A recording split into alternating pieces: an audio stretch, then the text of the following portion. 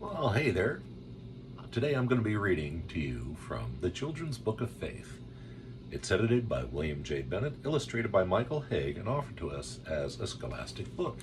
And here's what it looks like. It's got all kinds of really good stories in there, so without further ado, let me go ahead and start reading one to you. The one I'm going to read today is called In the Uttermost Parts of the Sea by Hans Christian Andersen.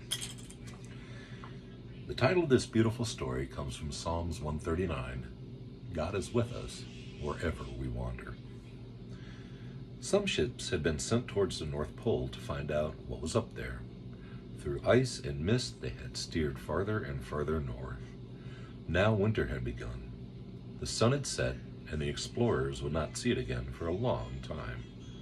One long night would continue for weeks and weeks. A vast plain of ice spread around the ships, and the snow lay heaped on the frozen sea. The explorers made little houses shaped like domes out of snow, and just big enough for 2 or 3 of them to crawl inside.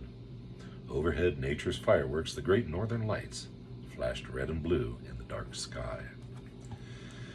Sometimes Eskimos came with sleds full of animal skins to trade.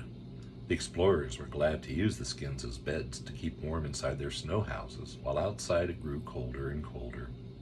They knew that at home it was still autumn, and they thought about the sunbeams and the leaves still clinging to the trees in crimson and gold. Their watches told them that it was time for rest, and 2 of the men had already laid down to sleep. The younger had his greatest treasure with him, the Bible, that his grandmother had given him.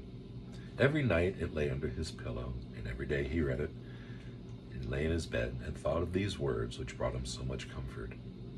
If I take the wings of the morning and dwell in the uttermost part of the seas, even there shall thy hand lead me, and thy right hand shall hold me. These words of faith were on his lips as he closed his eyes and began to sleep. With sleep came dreams. First he seemed to hear songs that he loved at home. A mild summer breeze breathed upon him, and a light shone on his bed.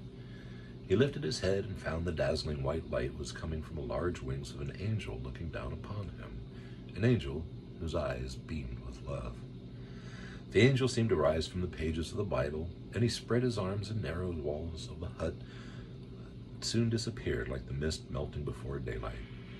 The green meadows and autumn woods of the young explorer's home lay around him, instead, bathed in a quiet sunshine.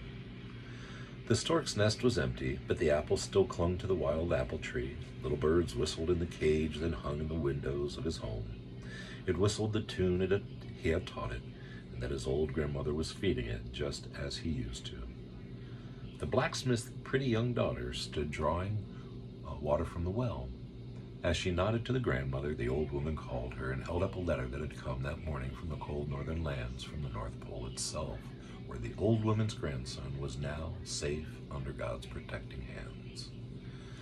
The 2 women, old and young, laughed and cried as they read the letter, and the young explorer who laid among the ice and the snow, his spirit roaming in the world of dreams under the angel's wings, saw and heard it all, and laughed and cried with them.